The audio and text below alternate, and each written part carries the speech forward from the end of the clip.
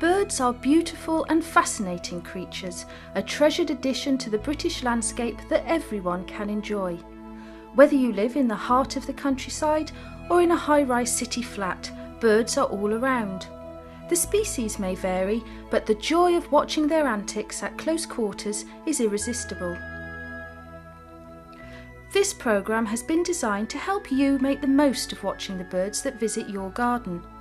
Throughout Britain there'll be variations, and of course sightings will alter with the seasons, but understanding the lifestyle and behaviour of the most frequently seen species will definitely improve your chances of witnessing stunning wildlife from the comfort of your own home. There are many things that can be done on a very simple level to increase the number of bird varieties that visit your garden. Some are complete opportunists, like the house sparrows and starlings, that will seemingly appear from nowhere, then scoop up food scraps that you put out for them. Others you may need to gently encourage over a period of time with offerings of food. For example, numbers of coal tits, a remarkably shy member of the tit family, have increased significantly with people feeding black sunflower seeds at their bird tables. A bird table is a great focus for the garden bird watcher, and although you can certainly feed and attract birds to your garden without one, it's something that you will undoubtedly want to progress to. And consistent feeding is the key, as birds will become used to a ready supply of food. Encouraging birds to nest in your garden is another great way of ensuring plenty of bird activity, and there is nothing quite as fascinating as fledglings practicing flight across your garden in noisy, boisterous fashion. Some birds will readily accept man-made nesting boxes. Members of the tit family are prime examples, but they do have specific preferences, so check and see the type most suited to the breed you would like to observe. Having provided food and suitable shelter, hopefully that will exclude neighbouring moggies, you will also need to have a good water source for both drinking and bathing. Bathing is one of the most absorbing bird activities to watch, so make sure that you place bird baths strategically so that you can observe the proceedings without causing a disturbance. With nesting birds, you will see certain species in your garden all year round, but keep an eye out for seasonal visitors as well. The summer brings the beautiful swallows and house martins back to British gardens from the southern hemisphere, and if you're fortunate enough to have them nest, they will often return to you year after year. Just one word of warning with all nesting birds. Each one has a distinctive alarm call that you will definitely hear if you get too close to their nests. Should this happen, then back off. You know that you mean no harm, but you are distressing the bird unnecessarily. There are 30 species included in this programme. Some are fairly straightforward to identify, like the blackbird. Others are harder due to their shy personalities or close resemblance to other species. Even an experienced bird watcher might have to think twice about whether it's a greenfinch he's watching or a siskin. Each bird is covered in detail with their colouring, flight patterns, song, feeding and nesting habits, with expert tips on how to identify the species.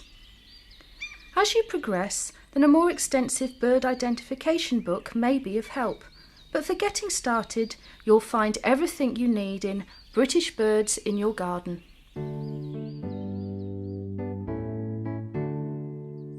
There is no bird more familiar in the British garden than the robin. Instantly recognisable, both male and female are identical, with a bright orange-red breast and characteristically pin-thin, spindly legs. Young robins can be difficult to identify as they lack the red breast and are uniformly brown with darker streaks and spots. Robins are strongly territorial, and although their song is pleasant, it's mainly used as a keep-out threat to rival birds. The robin will also puff out his red breast and react aggressively if other birds enter his domain. Nesting sites can be described as eccentric, with old kettles, cans and boots sometimes chosen in preference to more conventional locations, such as holes among tree roots and vegetation.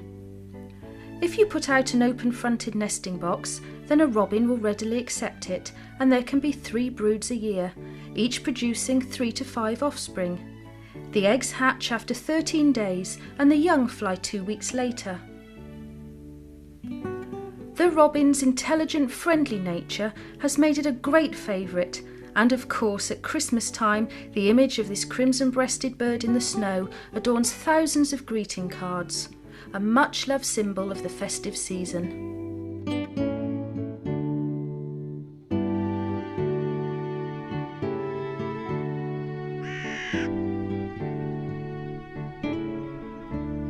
Carrion crows tend to have a rather sinister reputation.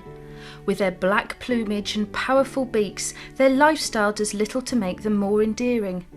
They will pick over the remains of wildlife casualties, notably road deaths, and they will also steal the eggs and sometimes even the nestlings of other birds should the opportunity arise.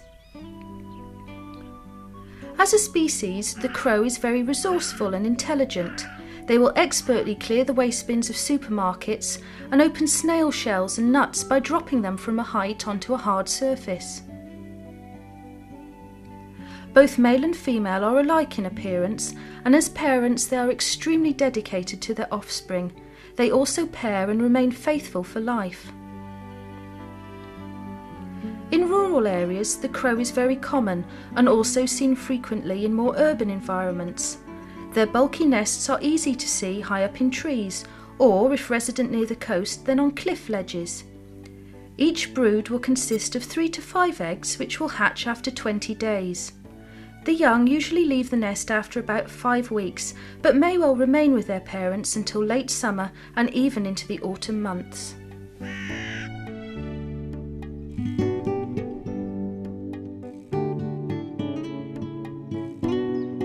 The jackdaw, with its distinctive call, is easily distinguished from the crow and the rook. It's much smaller, with a pale grey nape which contrasts with an otherwise all-black plumage.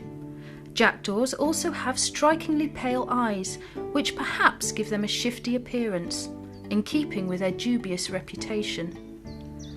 Jackdaws will steal almost anything, being sleek, smart, artful and intelligent. Eggs, chicks and other birds' nests are targets. Anything bright and shiny will attract the jackdaw's attention, and they have even been known to pluck wool from the backs of sheep, which they will use to line their nests. As a species, the jackdaw is rapidly expanding its range throughout Britain, and there are few districts without a population close by. Breeding takes place in colonies where nest sites are plentiful. Jackdaws build their nests in holes which can be natural, such as in a tree, or man-made. Church spires seem to have particular appeal. 3 to 6 eggs will hatch after 18 days, and the young will remain in the nest for over a month. Despite being one of the so-called baddies of the bird world, jackdaws are fascinating to watch, indulging in exuberant flying displays which can be spectacular. Rooks and crows do tend to be misidentified, even though it's usually easy to distinguish between them. The rook has bare whitish skin on its face and the base of the bill. Young rooks are all black, but they do have a distinctive higher forehead than the crow. Rooks also have what can only be described as a baggy trousered appearance, created by loose feathers on the thighs. The call of the rook is much harsher than the crow's call. In rural areas, rooks still pursue a traditional lifestyle, colony nesting with rookeries high up in the trees while groups of birds work the soil. Newly ploughed fields are especially attractive, providing wireworms, leather jackets and other insects and larvae. Again, contrasting with crows, rooks are very sociable, and individual pairs return to the same nest year after year. In autumn, spectacular flying displays seem unconnected to breeding behaviour. Nests are conspicuous, containing 3 to 6 eggs, and the young rooks fledge about a month after hatching. Urban rooks are now quite successful, finding scavenging a lucrative business. Although they rarely visit waste tips, the province of aggressive gulls, they are often seen around supermarket car parks, where they have become proficient at investigating waste bins.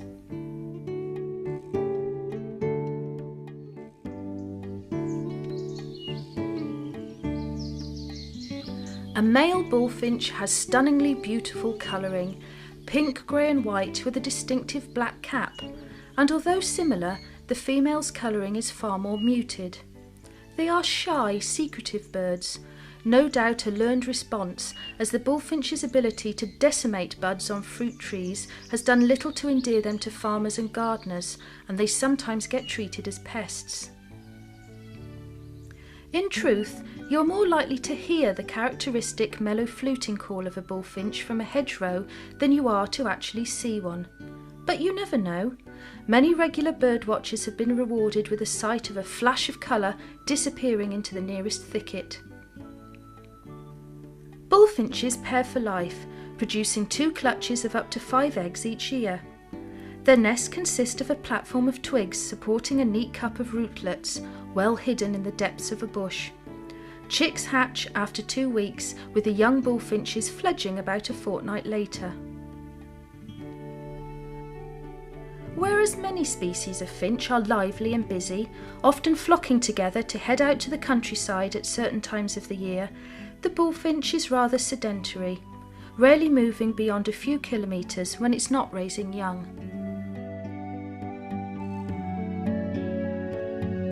Greenfinches are popular visitors to many bird tables, predominantly throughout winter and spring. Both sexes are green, but the female is much duller and often mistaken for a house sparrow. The conical bill is however quite distinctive and ideally suited for the peanuts and sunflower seeds which greenfinches so enjoy. Sometimes they appear in large numbers, forming companionable but disorderly queues when food is on offer. Nesting tends to be rather untidy and bulky in shrubs, trees and hedges. There are usually 2 broods in a year, but occasionally there will be 3. 4 to 5 eggs will hatch after 13 days, with the young flying the nest just over 2 weeks later.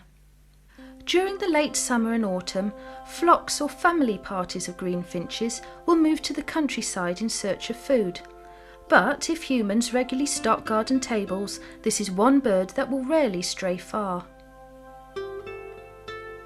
The greenfinch's song is twittering and interspersed with a long, wheezy note. Their flight pattern is undulating and often accompanied by the twittering call.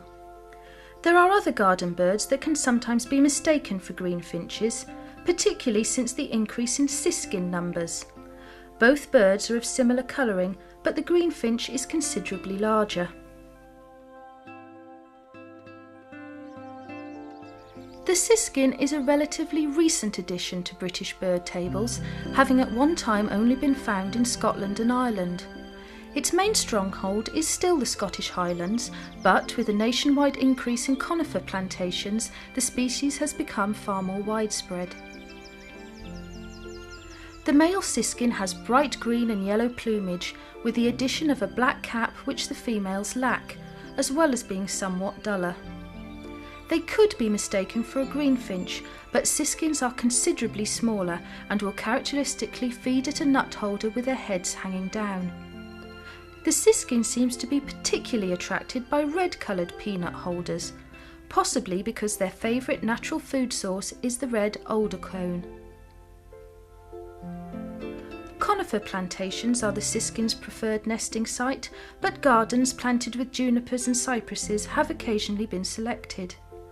The nest itself is small, tidy, and usually found high up on a branch.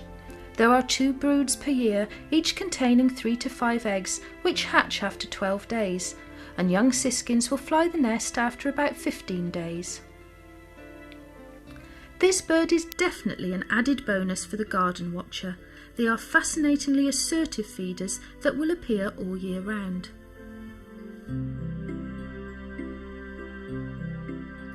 The chaffinch is one of the most common British birds, with the male in particular also being one of the most attractive visitors to the garden bird table. With a blue-grey crown, pink breast and chestnut back, he is conspicuous in early spring, using his cheerful, rollicking song to call for a mate and marking his territory. Although the female is duller, she has the same white shoulder patch and wing bar, particularly noticeable in flight. Unlike the majority of finches, the chaffinch walks rather than hops, which can be another helpful point of identification. Nests tend to be built into the fork of a tree or bush and are well camouflaged, neat constructions decorated with lichens, moss and feathers. Chaffinches lay between 3 and 5 eggs with only one brood each year, and they will hatch after 14 days and the chicks leave the nest after 2 weeks. Gardens in spring and summer will attract large numbers of chaffinches. However, in the autumn they will gather in flocks and head off to the countryside, often with other small finches. The resident population of chaffinches has been estimated at up to 7 million birds, with winter numbers sometimes quadrupling with an influx of migrating chaffinches from the continent. The beautiful colouring and clear tinkling song of the goldfinch almost proved to be its downfall. In the 19th century it was a popular caged bird, and trapping reduced the British population of this lovely finch to dangerously low levels. Fortunately, protection of the species has since ensured a full recovery. Colourful face markings make both the male and female distinctive, but juveniles, sometimes known as grey-pates, lack these. However, they do sport the lovely black and gold wings. Goldfinches feed regularly on weed seeds, including knapweed, thistle and dandelion. The familiar sight of them feeding together on the ripened heads of thistles is particularly striking. To encourage goldfinches into your garden, black sunflower seeds are a useful addition to your bird table, but in urban areas they do tend to be rare visitors. Bushes and low trees are preferred for nesting, with orchards and gardens proving quite popular. Goldfinch nests are neat cup-shaped structures, beautifully lined with thistledown. There are up to 3 broods produced each year, with as many as 5 young. Incubation takes 14 days and the fledglings leave the nest 2 weeks later.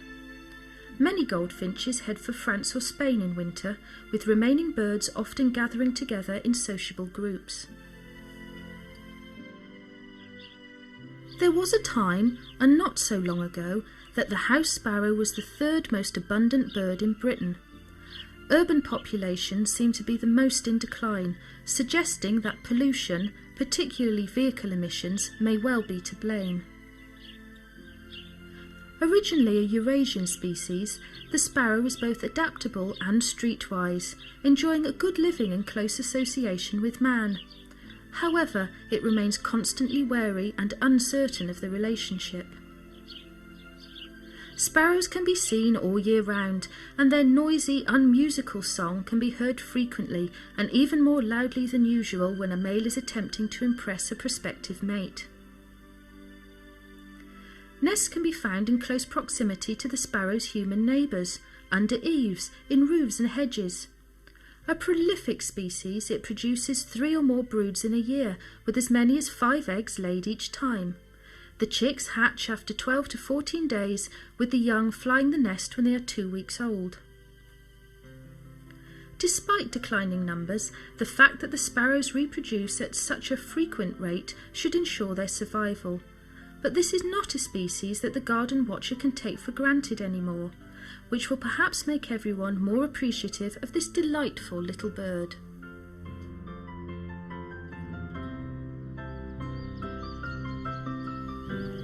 The missel thrush is the largest resident British thrush, with white underparts and bold black spotting well down along the flanks and belly. In flight it reveals white wing linings, and the tail shows white-tipped outer feathers. It's greyer than the song thrush and rather more wary. Even so, if their nests are threatened, it can be very aggressive, attacking intruders of any size. In rural communities, the missel thrush has earned the name stormcock because it will sing out its strident song from the treetops in appalling weather. It also has a very distinctive alarm call that sounds just like a football supporter's rattle. Nesting is early, sometimes starting as soon as February. Large, cup-shaped and often embellished with bits of old rubbish such as baling twine, the missel thrush's nest can be found high up in trees. There are often 2 broods of between 3 and 5 youngsters that will fledge after about a fortnight.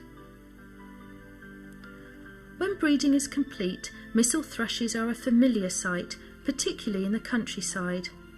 As autumn brings a plentiful berry crop, family groups will gather to make the most of the seasonal food supply. At other times of the year, they prefer larvae and invertebrates.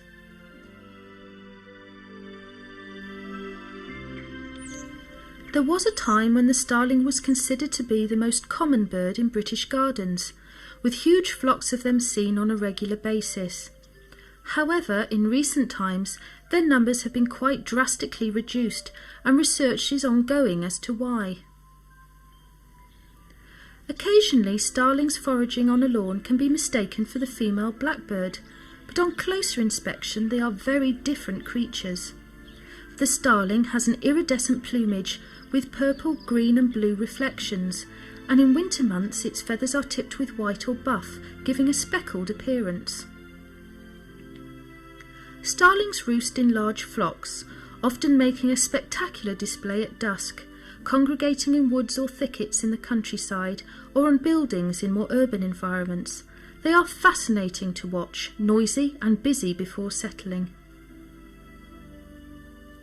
It's hard to say whether it's the native British starling population that has diminished or the influx of migrating visitors from Northern and Eastern Europe. There can often be 2 broods of 4 to 7 young produced each year. Eggs hatch after 13 days and the nest will be empty some 3 weeks later.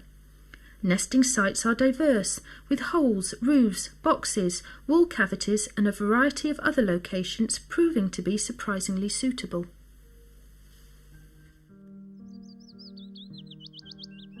The willow warbler is one of Britain's commonest summer visitors, and as one of the first returning migrants, sometimes as early as mid-March, is a welcome herald of spring.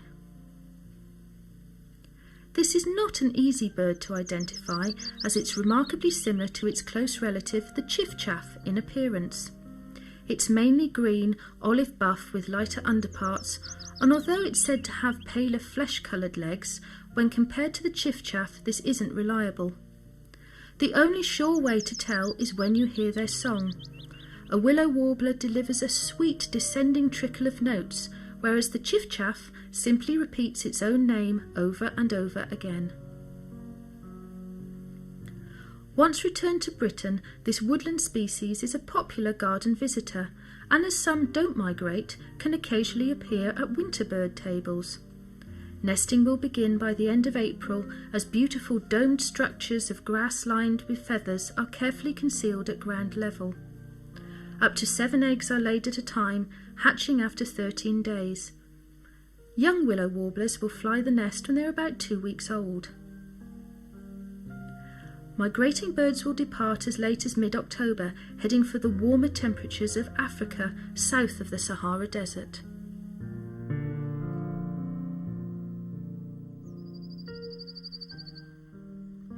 The blue tit is one of the best known and undoubtedly most popular species of garden bird.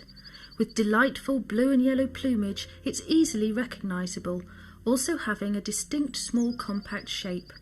It's a veritable feathered gymnast, capable of exploring all possible food sources, using considerable intelligence to exploit every opportunity. Blue tits will feed happily at garden bird tables, with peanuts proving to be a particular favourite. When it comes to organic gardening, the blue tit is an absolute must, scooping up aphids, caterpillars and grubs to feed their young. You can encourage them into your gardens with nesting boxes of the whole front variety. They produce 1 brood each year, but laying up to 15 eggs, of which as many as 10 will hatch, makes them quite prolific. After an incubation of 15 days, the chicks will fly the nest before they are 3 weeks old, and the noisy parties of juvenile blue tits emerging throughout the summer months can be delightful. During the winter, blue tits will often form small roving bands on the lookout for food with other like-sized birds. Although the blue tit is widespread, it will avoid inner city areas where sightings are much less frequent.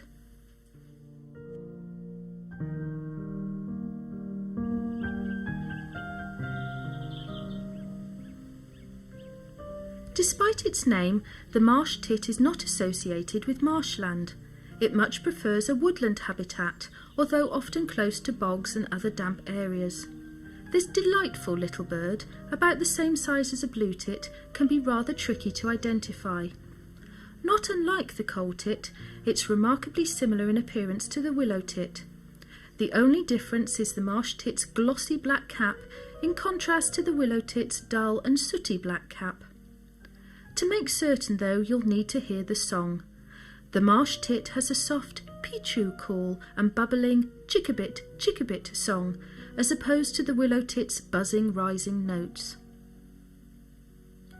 Natural tree holes are the preferred nesting site of the marsh tit, with up to 8 eggs laid on a bed of moss. There can be 2 broods in a year, hatching after a fortnight, with the young flying the nest when they are little more than 2 weeks old.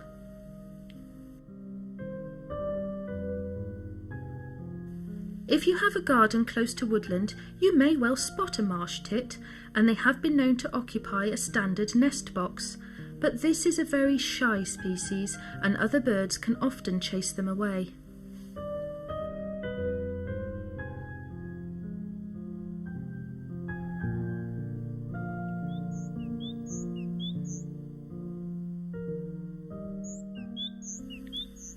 The great tit is the largest British tit and was often the culprit responsible for many a picked open milk bottle top. The size is the main point of identification, with a large black cap, black band down the belly and white outer tail feathers also proving to be notable features. This popular garden bird is fairly common, and its cheery ringing song is a familiar sound in springtime. If the female is disturbed, she will sit perfectly still and hiss at any intruder. They will happily use nesting boxes, provided that they have a hole aperture rather than a part-open front. As well as being lovely to watch, the great tit is a valuable pest controller, feeding the young on the caterpillars that might otherwise damage garden plants. Primarily, the great tit is a woodland bird that has discovered the value of gardens for food in winter. There is only 1 brood raised each year, and although the garden nesting sites are perfectly adequate, the clutch size tends to be smaller than in their native environment. 6 to 8 eggs are laid, hatching after 14 days, with the fledglings leaving the nest about 3 weeks later.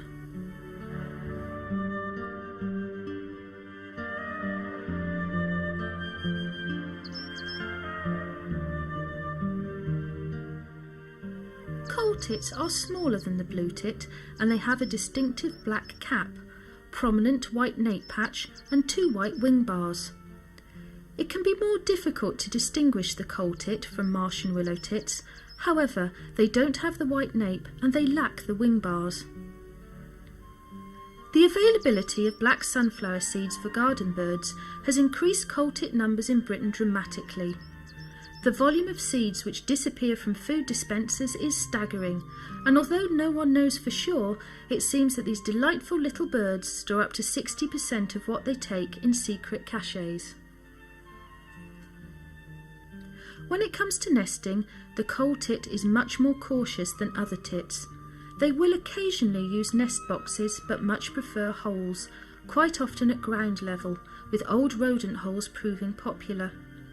Usually, only a single brood is reared each year, producing between 7 and 11 offspring. In a natural environment, the coal tit is best suited to coniferous woodland, where their fine bills are extremely dexterous when it comes to extracting insects from amongst pine needles. They are gradually becoming more frequent visitors to garden bird tables, so don't forget the black sunflower seeds.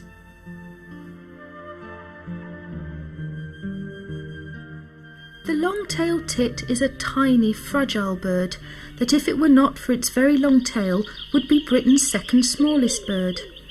With beautiful pink, black and white plumage, this bird is unmistakable and in flight has a tendency to resemble a bulbous-headed pipe cleaner with wings. This delightful little bird is a regular visitor to gardens in winter, tending to head for the countryside prior to the breeding season.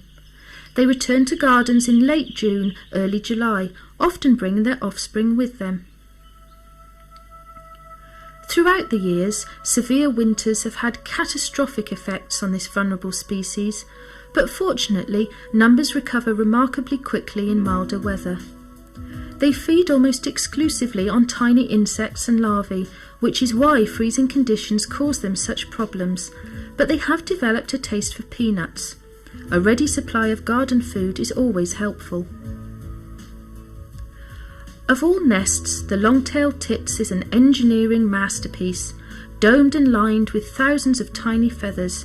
It can even expand as up to a dozen nestlings grow before fledging at just 2 weeks old. During winter months, long-tailed tits join together as small mixed flocks, usually with blue, coal, marsh and willow tits, and often tree creepers. The striking black and white plumage and long, constantly wagging tail make the pied wagtail's name self-explanatory. Although the yellow-tinged juveniles can be a little bit puzzling, the close proximity of adult birds will clear up any confusion. This bird was once an insect feeder, but modern agricultural techniques have reduced the availability of small flying insects, and the species has had to adapt to survive. Insects are still their preferred food, but they have even been known to take bread from winter bird tables in harsh conditions. Officially, the pied wagtail is a British resident, commonest around waterside habitats, but it's also seen on farmland and in town parks and gardens. However, many will choose to migrate to warmer Mediterranean climes when winter sets in. Nesting is usually of a substantial nature, with a cup of grass lined with feathers placed in some kind of cavity. Holes and wall crevices are popular locations, whether natural or man-made. 5 to 6 eggs will hatch after 2 weeks, with the chicks flying the nest 2 weeks later. Occasionally there will be 3 broods in a year, but 2 is more usual. During winter months, pied wagtails will gather in roosts of up to 1,000 birds. The house martin, like its swallow relative, is a welcome sight each spring, returning after migration from as far afield as Africa, India and Southeast Asia. It can be quite easily distinguished from the swallow by its conspicuous white rump, particularly in flight, and its much shorter forked tail. Originally, the species was a cliff nester, but over time it has developed to nest under the eaves of houses, hence its very descriptive name. Another difference to the swallow is the fact that the house martin always attaches its nest to the exterior of the house, rather than the swallow's interior constructions. If you have one pair of house martins, you'll invariably find you have more. They are gregarious birds, living in colonies, breeding prolifically.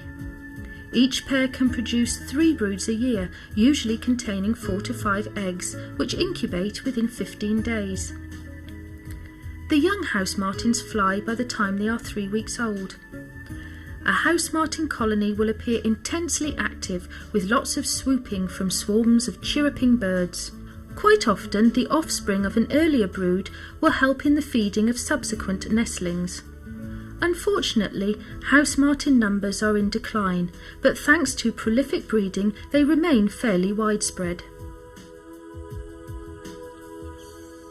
Swallows leave Britain each autumn, migrating as far as South Africa.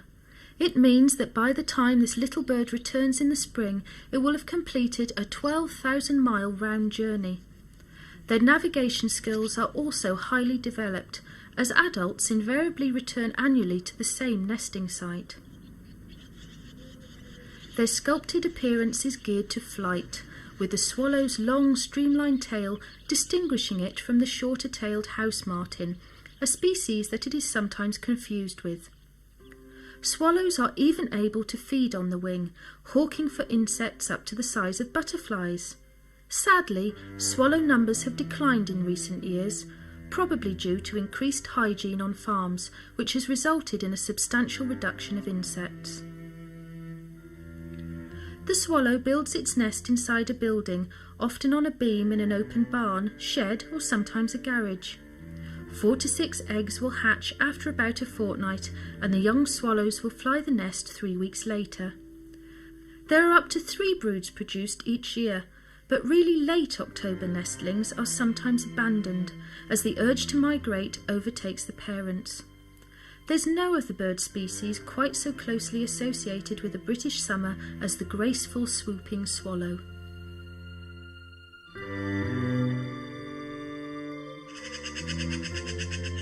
The familiar and unmistakable pied plumage of the magpie, with its harsh chattering call, is not always a welcome visitor to the garden bird table. It has become regarded by many as being responsible for the depletion of the British songbird population, a problem that is sadly escalating. Magpie numbers have steadily increased as this resourceful and unquestionably intelligent bird has adapted to flourish equally as successfully in suburban habitats as it does in rural ones. The magpie is a nest robber by trade, taking both the eggs and nestlings of smaller birds. Its own nest is pretty much impregnable, defying any predator, covered by a dome of thorns, preferably located on a thorny bush or tree. 4 to 7 eggs are laid in just 1 brood each year, hatching after 21 days. Magpies, both male and female, look identical, make protective and attentive parents, with the fledglings departing the nest at about 4 weeks old. This is one bird that you will have no difficulty attracting to your garden, but for those who have noisy gatherings of roosting magpies or concerns about smaller bird visitors, the question of how to discourage them might be somewhat more pertinent.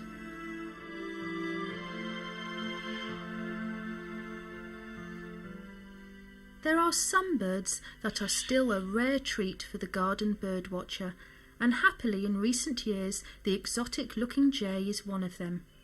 This is a very shy and secretive species, but it's now an increasingly frequent visitor to garden bird tables. But beware, it's still very wary, and the slightest noise or movement will see it rapidly take flight. Male and female jays are very similar, with pinky-brown plumage and luminescent blue-barred wings. A flash of blue through garden trees or out on a woodland walk can often indicate a departing jay. Although the jay is an effective nest predator, taking eggs and nestlings during spring and summer, the mainstay of their diet is acorns, insects and larvae. The jay rarely flies far from its territory, but if acorn crops fail, it has been known to venture off on long journeys in search of acorns to bury for the long winter months. Nests are usually placed high up in a tree fork or in creepers such as honeysuckle. The eggs resemble those of a blackbird, and 1 brood of between 5 and 6 is raised each year. The young fly after about 3 weeks.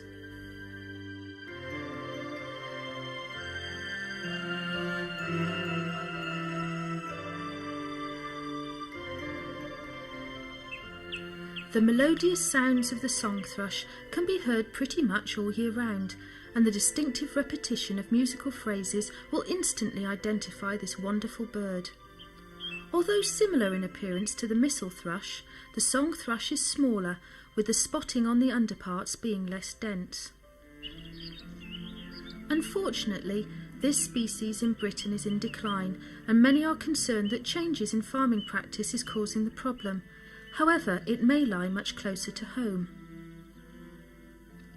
Song thrushes have a definite taste for snails, often using a convenient stone as an anvil to crack open their prey. Unfortunately, the use of mollusk-killing pellets containing metaldehyde could be also poisoning the song thrush, just 1 step further up the food chain. Many nests will fall to predators, such as the much villainised magpie, but there are often as many as 3 broods raised each year. 3 to 6 eggs are laid in mud-lined, cup-shaped nests, usually located low down in a tree or a hedge. 2 weeks after hatching, the chicks will leave the nest. The decline of the song thrush is worrying on an environmental scale, and the loss of its beautiful song would be catastrophic.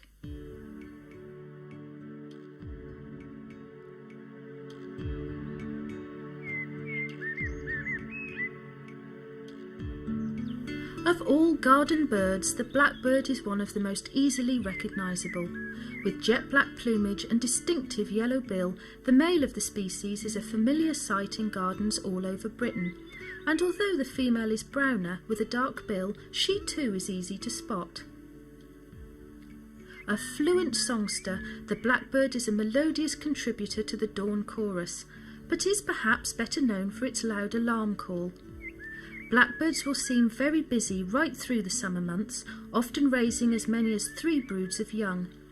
Their cup-shaped nests are usually camouflaged a few feet up in hedges. The eggs hatch after 13 days, with an average of 3 to 4 fledglings flying the nest some 2 weeks later. The only time of the year that you are unlikely to see blackbirds in your garden is between mid-August and late September. As the summer wears on, they become rather tired-looking and more than a little threadbare, eventually disappearing from view to moult. The restored blackbirds with pristine new feathers emerge for the autumn, and throughout the winter months there will be an increase in blackbird numbers as migrants from northern Europe swell the population.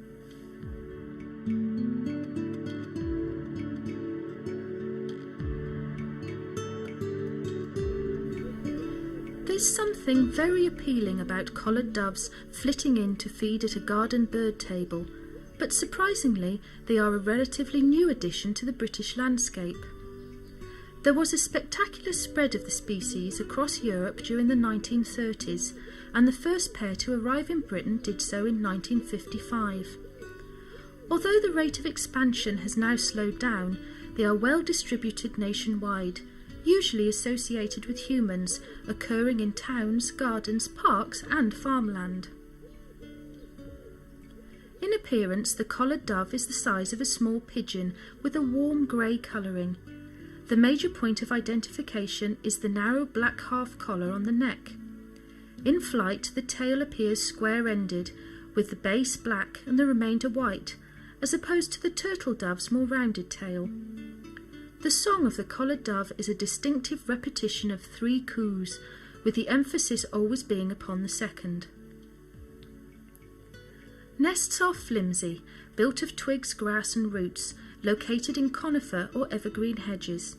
There can be up to 5 broods, and pairs can breed almost any time between February and November. Both parents incubate the eggs, which takes about 14 days, and the young doves will fly 18 days later.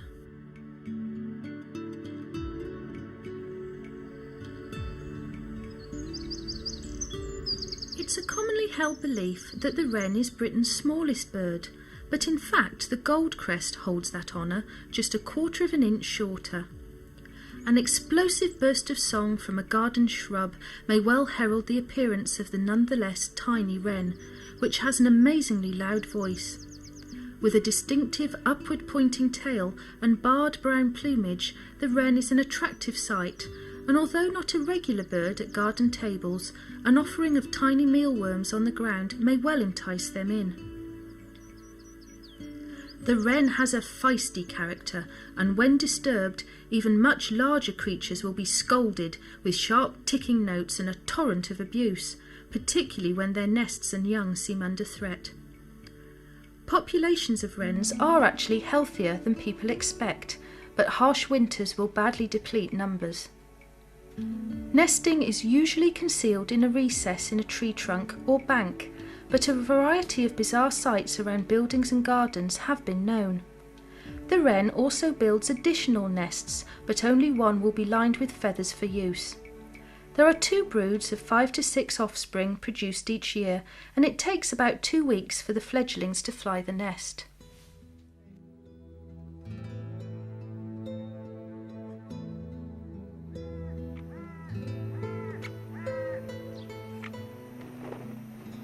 There are few people fortunate enough to see the Greater Spotted Woodpecker in their gardens, but if you live in an area with plenty of trees nearby, you never know, it's a possibility.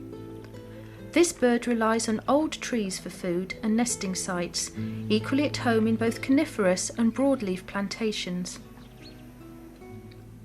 The first sign that a Greater Spotted Woodpecker is around can often be a vibrating, echoing, drumming sound produced by rapidly repeated blows of the bill against a tree trunk.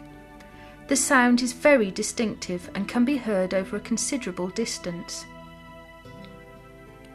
Males and females are very similar, but only the male has the stunning flash of crimson at the nape of the neck.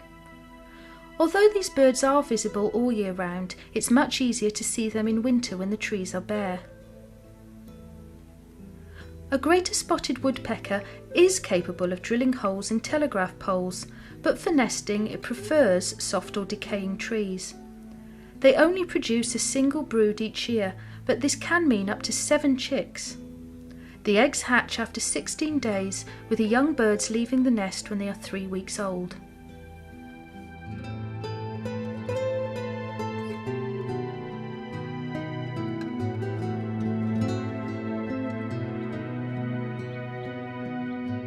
If you are lucky enough to see a green woodpecker at close range, you'll know exactly why it's so named.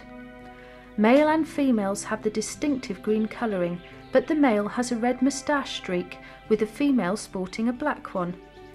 It may seem an unlikely visitor to gardens, but it has been known, particularly if you live close to woodlands. The green woodpecker has an old country name, yaffle, which aptly describes the loud series of notes resembling wild laughter that is the call of this bird. Trees are the prime attraction for the green woodpecker, with insects under the bark providing a tasty meal. Also, they nest in deep chambers in the trunk, excavated by both the male and female, providing a safe haven for 5 to 6 eggs at a time. Incubation takes 20 days, with the young birds leaving the nest 3 weeks later. The flight pattern of the green woodpecker is very undulating, as is the case with all woodpeckers, but the long head and neck will distinguish the green variety. Should one swoop down on your lawn, it will be in search of ants, a favourite delicacy which the green woodpecker will extract with an extraordinarily long tongue.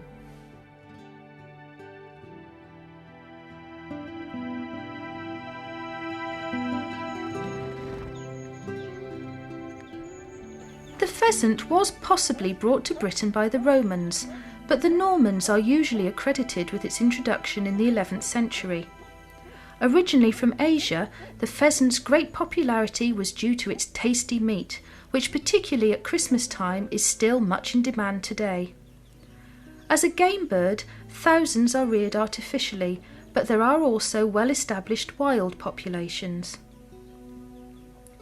The resplendent male pheasant is unmistakable with his bright, colourful plumage. Although the female is very dull by comparison, perfect for camouflage while sitting on the nest, her long tail will distinguish her from other species. Early in spring, male pheasants will fight fiercely with one another, and in the countryside, the loud crowing call that accompanies these mating rituals will frequently be heard. You will often see one male with up to half a dozen females incubating and rearing eggs around a territory at the same time. Clutches of up to 20 eggs are laid in a grass-lined depression known as a scrape, which is well hidden by vegetation. The eggs hatch after about 25 days, with the chicks becoming quickly mobile, learning to fly within 2 weeks, which, unlike many species of birds, is long before they have finished growing.